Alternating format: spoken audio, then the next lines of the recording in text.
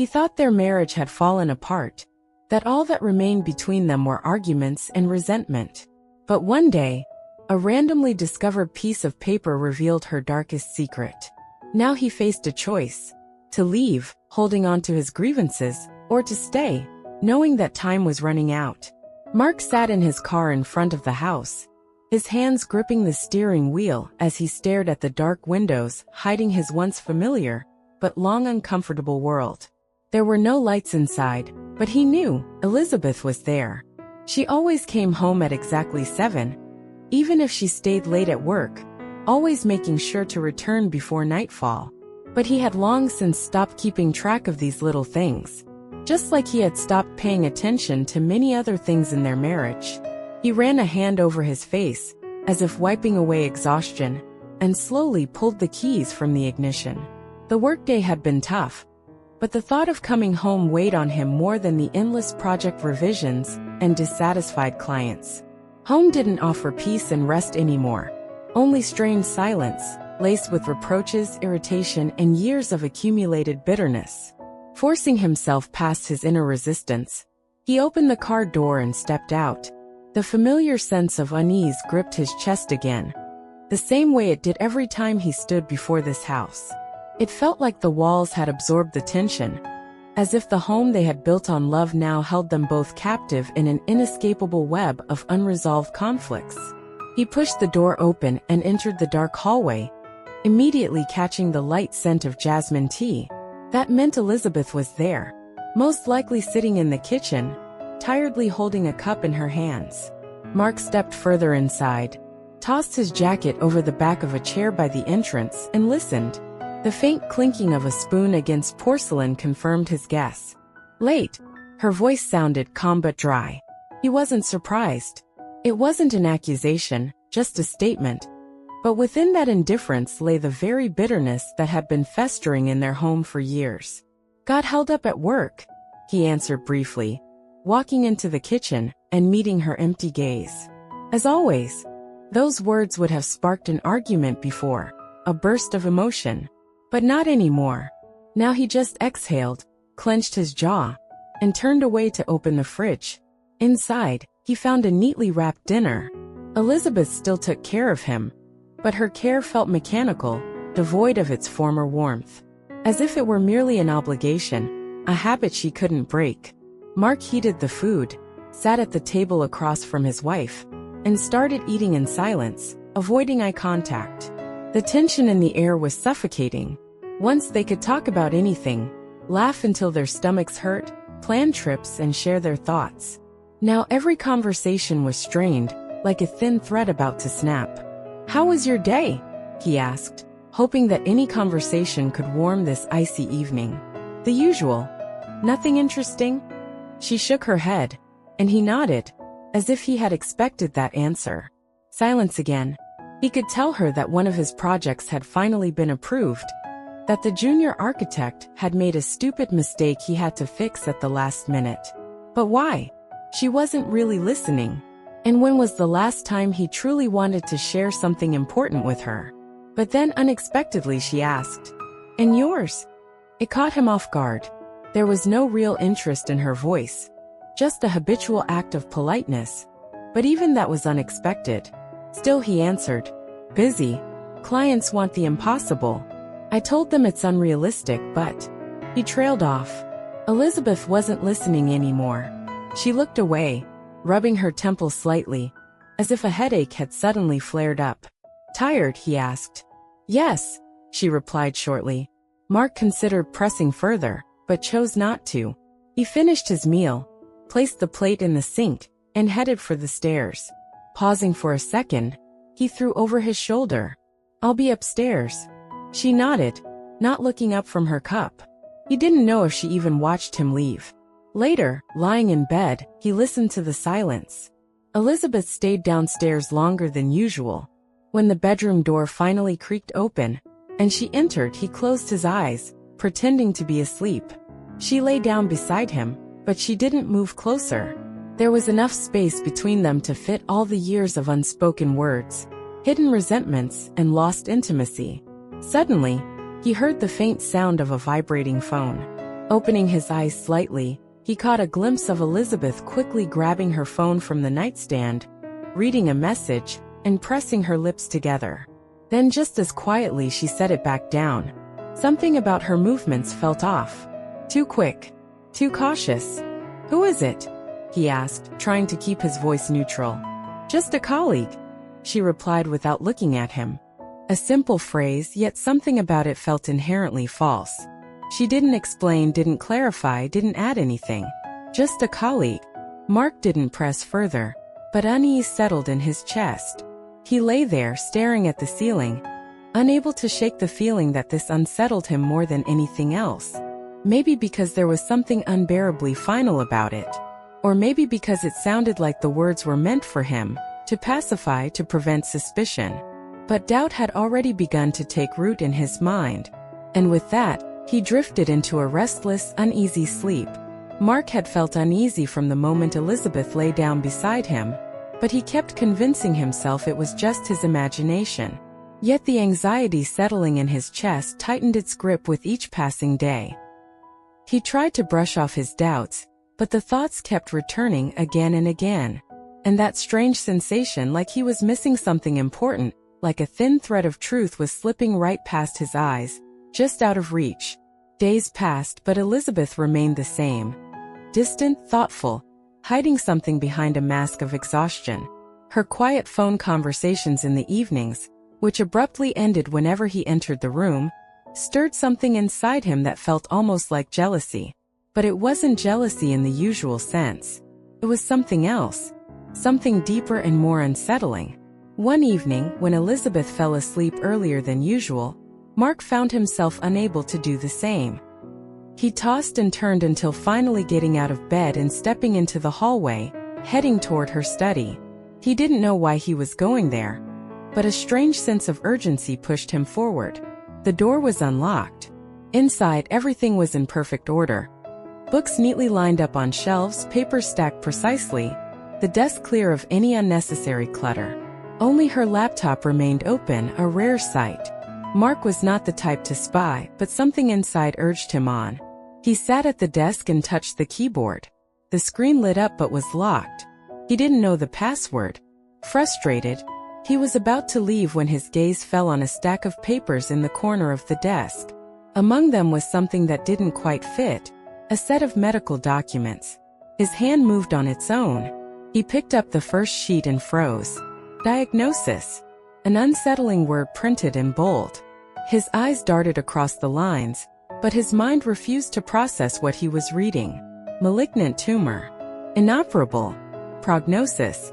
6 to 8 months. The air caught in his lungs. He reread the words again and again, hoping he had misread them. That these weren't her papers. That this was someone else's case she was working on. But in the upper right corner was her name. Clear, unmistakable letters. He dropped the paper as if it had burned his fingers. The world suddenly felt foreign, as if reality had warped and lost all meaning. He didn't know how long he sat there, but when he finally forced himself to look up, he heard footsteps outside the door. "What are you doing?" Elizabeth's voice was quiet, yet filled with an eerie calm. Mark turned slowly. She stood in the doorway, barefoot, wrapped in a thin robe. Her face was pale, but her eyes, there was no fear in them, only quiet understanding. "You weren't supposed to see that," she added, not moving. He opened his mouth, but no sound came out. His chest felt tight, as if an icy hand had clenched around his heart. "Why didn't you tell me?" he finally breathed. Elizabeth took a slow step forward. She looked incredibly fragile in that moment, and the pain in her smile made it hard for him to breathe. "Because I didn't want you to pity me. Because I didn't want you to change how you treated me because of this. Because I didn't want these last months to be nothing but the agony of waiting for the end." She lowered her head, avoiding his gaze. "You haven't loved me for a long time, Mark. And if you had known earlier, you would have forced yourself to love me again. But I don't want that. I just want things to stay the way they are. For as long as I can pretend that everything is fine." Her words cut through him like a blade. He couldn't respond immediately.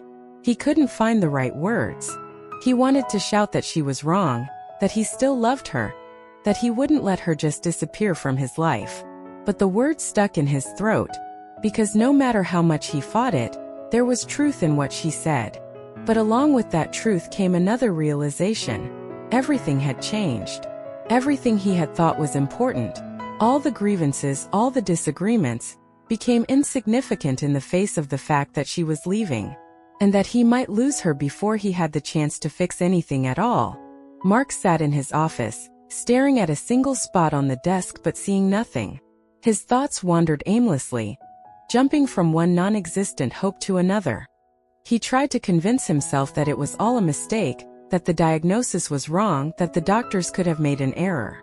But no matter how many times he repeated these thoughts, the cold reality came back to him again and again. He had lost track of time. The room was silent, with only the faint ticking of the wall clock reminding him that the world continued to move forward despite his inner chaos. Somewhere in the house, Elizabeth was moving. Her footsteps were light, but he heard them as if she were right beside him. She lived, breathed, laughed into her phone as if nothing was happening. She was trying to maintain normalcy while her body slowly betrayed her. He couldn't understand how she did it. How could she just exist as if nothing had changed? How could she smile, knowing she had only a few months left? Why had she chosen to go through this alone? He felt helpless. For the first time in his life, he didn't know what to do. At some point, he got up and left the office, not even knowing why.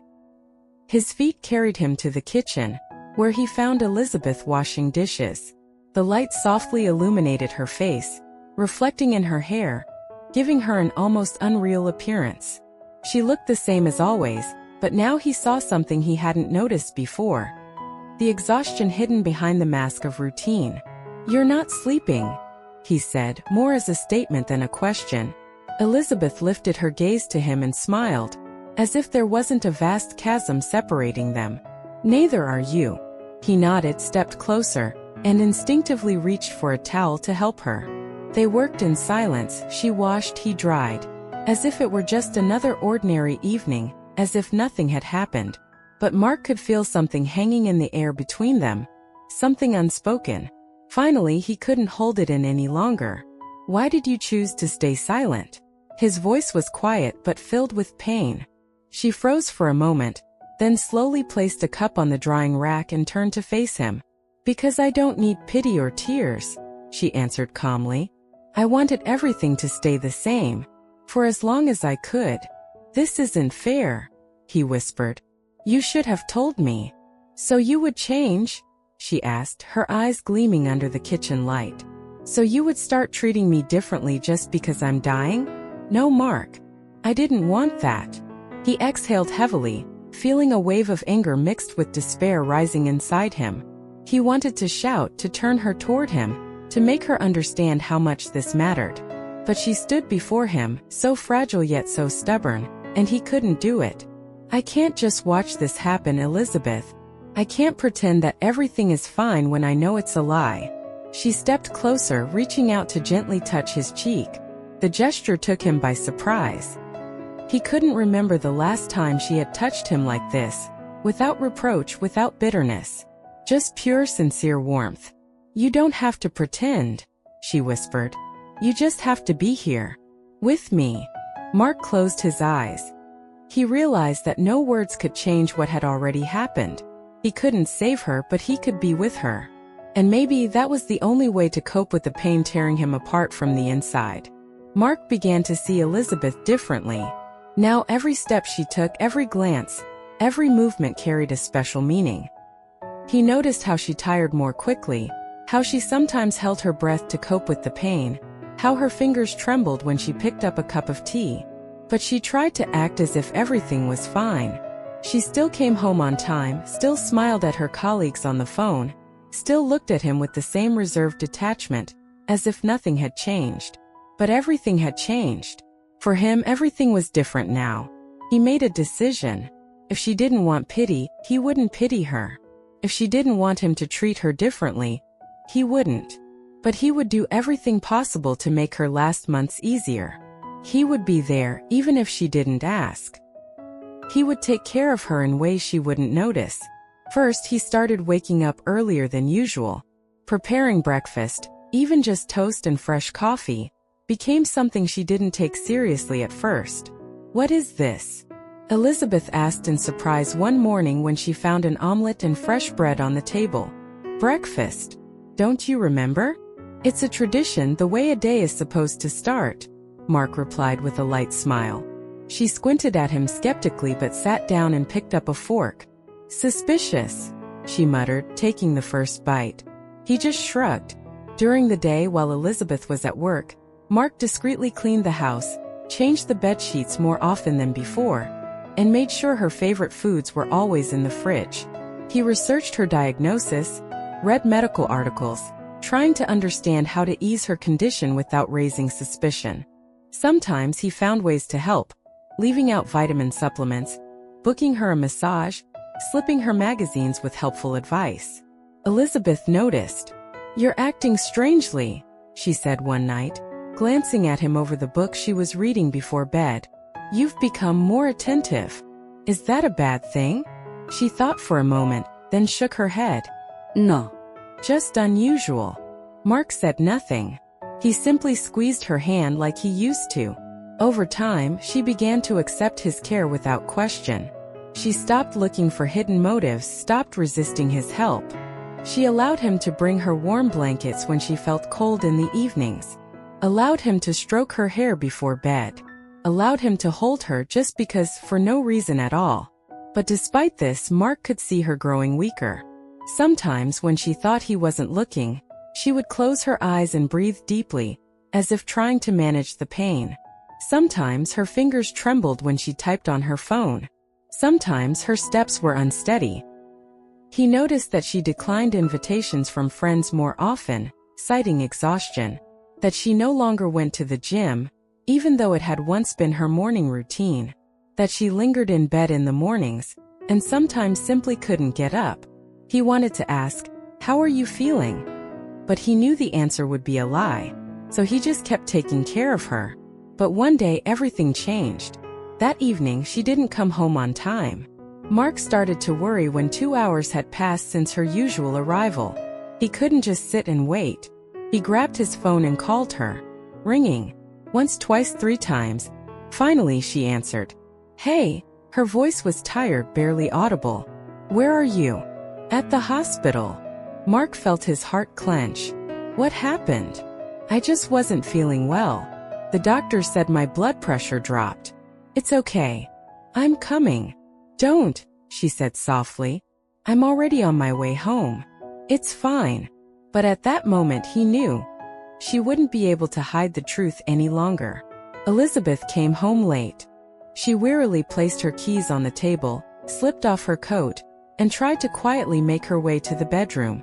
But Mark was already waiting. He sat in the armchair in the dim light, not turning on the lamp. When she entered, he silently watched her. In that moment he realized he could no longer pretend he hadn't noticed. "Why didn't you tell me?" he asked quietly. Elizabeth froze. For a second, he saw faint surprise on her face, but it was quickly replaced by exhaustion. "Tell you what?" she asked, trying to maintain her usual guarded expression. "About the hospital. About how you're getting worse. About how you can't hide it anymore." His voice was steady but filled with pain. She ran a hand over her face and sat on the edge of the bed. "I didn't want you to worry." Mark gripped the armrests of his chair. "People who don't know the truth worry." "I know." She looked at him, her gaze soft but filled with sorrow. "Then why are you pretending everything is fine?" "Because you pretend." He leaned forward, resting his elbows on his knees. "And if I stop playing your game, you'll break." Elizabeth turned away. Mark noticed how her fingers trembled as she clutched the hem of her shirt. "I don't want to be weak in front of you, Mark. I don't want you to remember me like this." He stood up, walked over to her, and slowly knelt in front of the bed so their eyes were level. "You're not weak, Liz. You are the strongest woman I know. But it's unbearable to watch you fight this alone." She turned away, closing her eyes, then suddenly let out a bitter laugh. "You hate me, Mark. You've hated me for a long time. And now you want to convince me otherwise?" That you suddenly remembered how you used to love me? Just because I'm dying." He felt something tighten in his throat. Yes, they had grown apart. Yes, there had been fights. Yes, there had been pain, but had he ever hated her? "I was angry. I didn't understand you. Sometimes I felt like we were more strangers than spouses. But never did I hate you." Elizabeth looked at him for a long moment. Then her eyes filled with tears, and she could no longer hold them back. Tears streamed down her cheeks, and at that moment, she finally allowed herself to be vulnerable. Mark pulled her into his arms, holding her tightly against him. "You don't have to be strong for me," he whispered. "You can just be yourself." She buried her face in his shoulder, her breath unsteady. "I'm scared, Mark." "I know." And they just sat there holding each other in complete silence. It was a moment they had both feared. But in it, they finally found true understanding of one another. The next day, Mark woke up before Elizabeth. He lay there for a long time watching her sleep. Her breathing was steady but too light, almost weightless. Her face looked peaceful, but even in sleep, it bore traces of exhaustion. He knew she would fight until the very end, but he could see that her strength was leaving her faster than she was willing to admit. Today he wanted to do something special. They needed this time together, far from everything that reminded them of hospitals, illness, and inevitability.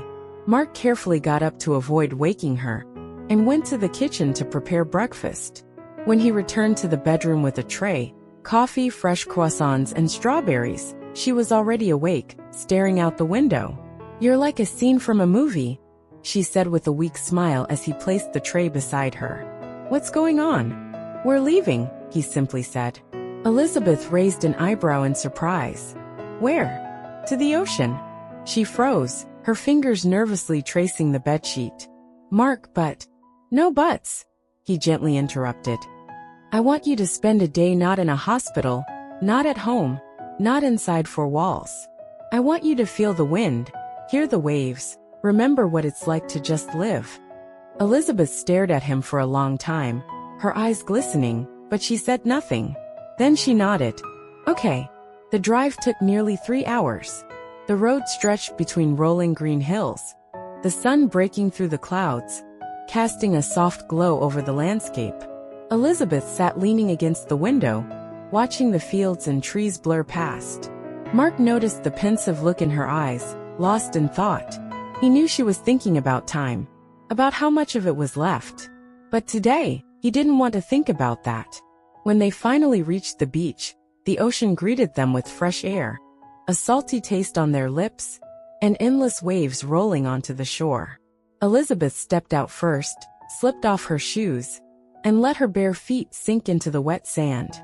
Mark watched as she took a deep breath, as if trying to absorb this moment completely. "I haven't felt this free in a long time," she whispered. Mark stepped closer, taking her hand. "Then just be. Today is only us." They walked along the shore, talking about everything and nothing, reminiscing about the past. Mark told her about the first time he saw her at university, how terrified he was to speak to her, how he had carried his feelings in silence for so long before finally confessing them. "You always seemed so confident," she laughed. "I was great at pretending." She shook her head, looking at him with tenderness. "You know, Mark, you don't have to do this." He frowned. "Do what?" "Hold on to me like this, as if it will change something." He stopped, squeezing her hand tighter in his. "I'm not holding on because I want to change anything. I'm holding on because you're all I have." She looked at him, then wrapped her arms around him tightly. Mark felt her fingers clutch at his shirt, realizing she was just as scared as he was. They spent the entire day on the beach, swimming in the cold waves, basking in the warm sand, laughing at silly jokes. They simply lived, without fear, without pain, without thoughts of what tomorrow would bring. As the sun dipped toward the horizon, Elizabeth sat on a rock near the water, watching the sunset. Mark sat beside her. "This day was perfect," she whispered. "It's not over yet," he smiled. She turned to him, her eyes reflecting the fading light of the sun. "Then let's not rush." And in that moment, beneath the sound of the waves, they simply sat in silence. because words weren't needed to understand each other. Several weeks had passed since their day at the ocean, and Mark noticed how Elizabeth grew weaker with each passing day. She no longer woke up early, her steps became slow and uncertain, and her gaze often drifted into the distance, as if she was trying to memorize the world around her, knowing that time was slipping away. One night, he woke to the sound of her quiet coughing. The room was dark, but he could hear her muffled breathing and knew she was struggling to sleep again. He carefully sat up and placed a hand on her shoulder. "Liz, are you feeling unwell?" She gave a weak nod without opening her eyes. Mark got up without turning on the light, went to the kitchen, poured her a glass of water, and returned to the bedroom. He helped her sit up, supporting her back, and brought the glass to her lips. Elizabeth took a small sip, but quickly set the glass down on the nightstand. "I'm sorry," she whispered. Mark squeezed her hand gently. "You have nothing to apologize for." She lightly squeezed his fingers, and in that small gesture, there was so much tenderness that his heart clenched. "I'm so tired, Mark. I don't want you to see me like this." He took a deep breath, trying to hold back his tears. He had known this moment would come, but he still wasn't ready for it. "I want to be with you, Liz. Every day, every second, until the very end." She looked at him, her eyes glistening in the dim light. "You have to promise me one thing," she whispered. "Anything." She gave a faint smile. "When I'm gone, don't shut yourself away. Keep living. For me." Mark closed his eyes, realizing that he couldn't give her that promise. Not yet, but he nodded. The next day Elizabeth was worse. She barely left the bed. Her hands were cold, her breathing labored. The doctor said the end was near, and Mark understood, but he still couldn't let her go. He stayed by her side, not leaving for even a moment. Her fingers occasionally brushed against his hand, as if reminding him she was still there. "Mark." Her voice was weak, barely audible. He leaned in closer. "I'm here. Do you remember how we first met?" He smiled through his tears. "Of course. You told me I was terrible at drawing and offered to teach me."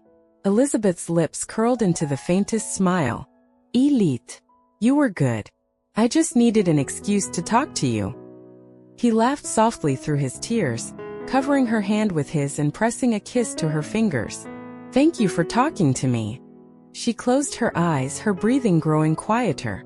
Mark felt his heart tighten as her fingers loosened in his grasp. "I love you, Liz," he whispered. She exhaled softly, and in the next moment everything fell silent. Mark didn't realize at first that she was gone. He sat there holding her hand, while the world around him seemed to stop. But inside him something shattered, leaving only emptiness, and he had no idea how to go on living. Several weeks had passed since Elizabeth was gone. The house felt empty, even though everything remained in its place. Her books were still neatly arranged by the color of their spines on the shelf. Her perfume still stood in the bathroom, its scent lingering faintly in the air. On the kitchen's marble countertop, her cup still rested as if she had only stepped away for a moment and would soon return. But she wouldn't. Every morning, Mark woke up and reached out to the space where Elizabeth used to lie. And then he would remember that his hand would never find her warmth again. In the first few days, he wandered through the house aimlessly, unsure of what to do. He couldn't work, couldn't read, couldn't even watch movies because everything reminded him of her. But what he feared most were the nights. In the silence the memories came, of their trip to the ocean, of her smile, of how she would touch his hand when she thought he wasn't looking. He would fall asleep but wake up every hour, sometimes just sitting on the bed, staring into the darkness, convincing himself this wasn't a dream. One morning he finally made the decision to go through her things. He knew he couldn't keep them in the house forever. It was too painful to see them every day. He started with her clothes, carefully folding dresses and shirts into boxes. Then he moved to her writing desk, where her notebooks and notes always lay. That's where he found the envelope with his name on it. Mark froze, holding the letter in his hands. His fingers trembled as he tore open the edge and unfolded the paper. The handwriting was steady, familiar, almost audible in his mind. "Mark." If you're reading this letter, it means I'm gone. And I know you're hurting. But I want to ask you for one thing. Don't stay trapped in this moment. You have always been strong, even when you didn't believe it yourself. I saw how you took care of me even when I didn't ask. I felt your warmth, even when you thought I was asleep. You were there even when I tried to push you away. But now you need to live. Not because you have to, but because I want you to. Travel, work, dream. Love again if you can. Don't hold the pain inside. I want you to remember me not for how I left but for how we loved each other. I will always be with you. In every ray of sunlight, in every breath of wind, in every star you see at night. I love you always. Elizabeth. Mark finished reading and clutched the letter to his chest. Tears streamed down his face, but for the first time in weeks he didn't feel empty. He felt her. She was still there, in these words, in every moment they had shared. The next day he went to the ocean. He sat on the same rock where they had once sat together, watching the waves roll onto the shore. He knew she would have liked that he came here. And he realized Elizabeth had been right. Her love hadn't disappeared. It had stayed with him. Now he had to learn how to live with it. Love is revealed not only in happy moments but also in the hardest trials. True closeness is not the absence of conflicts, but the willingness to stay by each other's side, even when everything is falling apart. Sometimes, realizing that time is running out, we begin to truly see one another and appreciate what really matters. Subscribe to the channel and hit the like button so you don't miss more heartwarming stories.